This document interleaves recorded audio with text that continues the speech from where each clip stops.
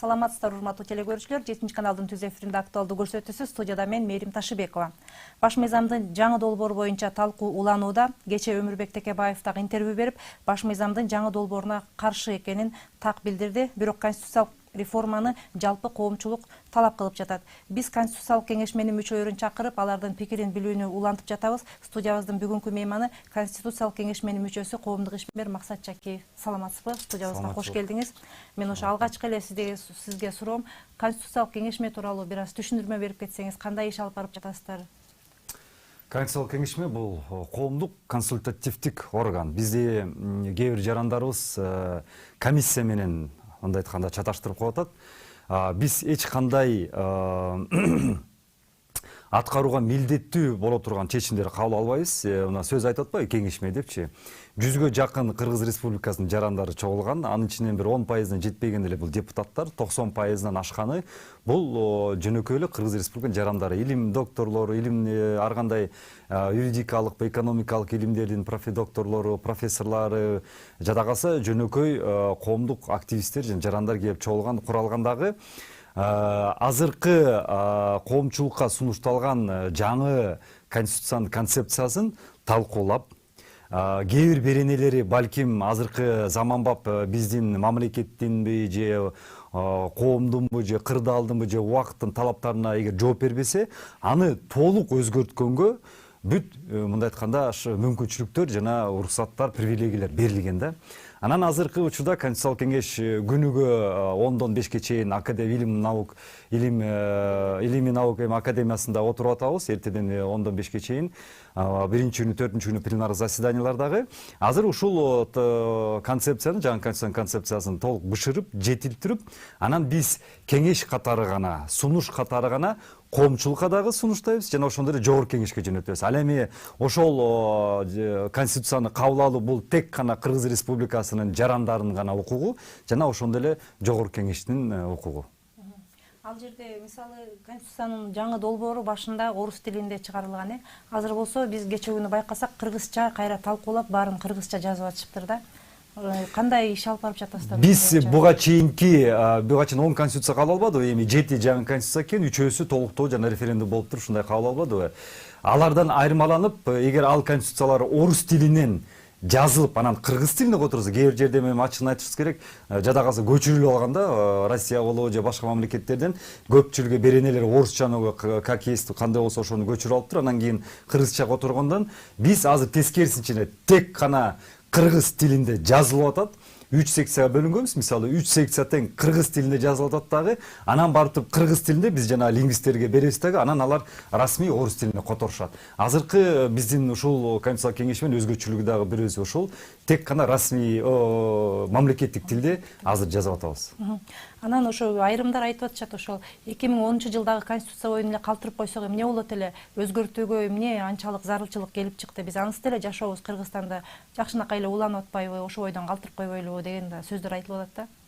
Рахмат, жакшы суроо бердиңиз. Эми Кыргыз Республикасында канча жаран болсо, ошонун баарын тең ар кандай ой пикирлер бар. Алар жарандардын өзүнүн укугу, биз баарын сыйлайбыз. Ошондой эле бизде азыр көп сын тагуулар болуп атпайбы? Мисалы, тиги тараппы же бул тараппы, анын баарын тең биз четке какпай, азыр баарын тең эске алып, ушул конституциялык кеңешмеде талкуулап, жадагасы бизге ооз-эки түрүндө, жазма түрүндө, жадагасы өздөрү келип дагы өздөрүнүн ой пикирлерин конституциялык кеңешмеде айтып кетип атат. Анын баарын тең ачык айкын да биз мисалы бир чет өлкөдө отурбай эле, өзүнүн эле ушу Бишкек шаарында эле отурган жерибиз баары белгилүү. Эми бул жаңы конституцияда негизи ушул талап каяктан келип чыкты? Эмне үчүн азыр биз жаңы конституцияны мындай айтканда кабыл алууга келип калдык деген суроону баарын тең ушул ойлондурат. Мисалы, мен дагы бул суроо ойлондурат. Эми менин жеке көз карашым айтып коеюн. Бул конституциялык кеңешменин көз карашы эмес, бул Максат Чакинин жеке көз карашы. Азыркы биз жашап жаткан конституция тилекке каршы элдин кызыкчылыгын коргой албай калды жана көздөбөй калды. Башынан эле карап көрсөк, бул конституция, мен жаман жакшы дебейм бул конституцияны азыркы жашап келатканчы. Бирок тилекке каршы биз азыр жашап келаткан конституция бул тек гана саясий партиялардын жана саясий босстордун, мындай айтканда жетекчилердин ошол кызыкчылыгын көздөгөн жана коргогон конституция катары болуп калды да. Эми өзүңүз эле карабайсызбы, 10 жыл жашап келдик. 10 жылдын ичинде бирimiz 2 парламентти оштурдук. Бирimiz 2 президентти оштурдук. Эми өкмөттөрдүн санын айтпай эле коеюн. Парламентаризм курабыз деп келдик дагы эми 1 жыл эмес 10 жыл жашап келдик. Бирок аягында жыйынтыгын эмнен көрдүк? Эл такыр четте калды. Мамлекет эл башкарбай калды. Мамлекет тек гана саясий бизнесмендердин жана саясий олигархтардын колуна өттү. Саясий бизнесмендердин эмне? Тилекке каршы азыркы ушул конституция бир саясий бизнести жараткан бир конституция болуп калды да. Эми ар бир шайлоону көрүп атпайсызбы? Мен айтпай эле коеюн, жана соц тармактарда массалык маалымат каражаттарын өзүңүз эле көрүп атпайсыздарбы? Бир мандат мисалы $500,000. Гери жадагы азыр $1 миллион чейин чыгып кетип атат. Эми карапайым элде $500,000 эмес, 500 сом жок азырчы. Демек карапайым эл мындай айтканда бийлик процесстерине же мамлекеттик процесстерине такыр катыша албайт, эшиктер жабык деген ушундай бир мындай айтканда бир конституция болуп калыптыр да. Эми ошол саясий бизнесмендер, буну эми саясий бизнесмендер ким? Бул ошол эле жанагы партиялардын мүчөлөрү жана партиялардын жетекчилери да. Бул конституциянын башына түзүп аткан кээ бир инсандар айтышкан экен, биз саясий бизнести жаратабыз депчи. Ошол кезде ушундай бир калың элдин катмарында ушундай сөздөр жүргөндө, мен ойлойм алар өздөрүнүн ушул максаттарына жетти дагы, ошонун артынан булар азыр саясий олигархтарга айланышты. Саясий олигарх, бизнес олигархтар эмнеси менен арманат? Бизнес олигархтар булар өзүнүн жанагындай бизнес менен бир неме сатып, тигинде болуп туруп байыгандар да. Мисалы ошол эле Салымбеков Аскар Маткалбуловичти айтсак, ал өзүнүн бизнеси менен байыган инсан. Ал мен ойлойм адал эмгеги менен айган. Ал эми саясий олигархтар бир күн, бир саат, жада калса бир секунд бизнесте болбой туруп, бирок бүгүнкү күндө олигарх болуп жүрүшөт. Мына өзүңүз эле кече көрүп атпайсызбы? 530 гектарды бир инсаныбыз өмүр бою ушул партияларда жүргөн, өмүр бою депутат болуп жүрүп кайтарып атат. Ага чейинкине эле карабайсызбы? Канча деген миллиард сомдорду кайтарып атат. Азыр Садыр Нуркожоевич экономика амнистияны жарыялап, ошонун алкагында миллиард сомдор калат. Эми булар бизнесмендер эмес. Булар тек гана азыркы ушул конституциянын артынан эки ушул созуфта ушул парламентаризм курабызды бизди алдап келип туруп, эбегейсиз байыгандар да. Ошон үчүн мен айтат элем, азыркы конституциябыз мамлекетти жана элди коргой албай калды, жана кызыкчылык көздөбөй калды. Ошонун артынан азыркы ушул жаңы конституция керек экенин, мамлекеттин жана элдин кызыкчылыгын көздөй турган конституция керек экен деп туруп, азыркы мына жаңы конституцияны ушул талкуулоо талабы жана керек деген экен, ушудан келип чыгып атат да. Бирок баары эле тилекке каршы андай көз карашта эмес экен. Өзгөчө айрым бир уч саясатчылар ошол сиздерди жазып жаткан, сиздер оңдоп түзөтүү киргизип жаткан конституцияга каршы болуп жатышат.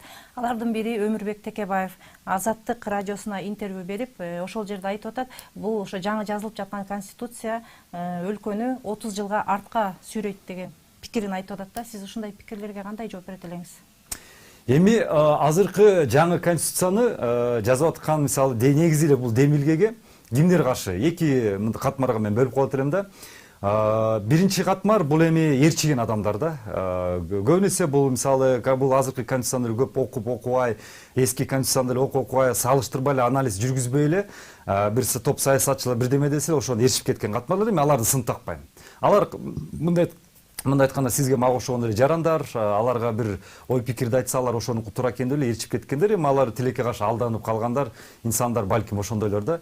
Ал эми биринчи катмар бул негизги ошол атайын элдин башын айландырган, атайын жалган маалымат тараткан, өзүнүн кызыкчылыгын балким бир максаттарын көздөй турган инсандар. Эми ачык керек, сиз жогоруда айтып кетпейсизби бир инсандардычы? Бул азыркы конституцияны жараткан бир топ уч бир адамдар бар, бир саясий топтор бар, ошолор негизинен да.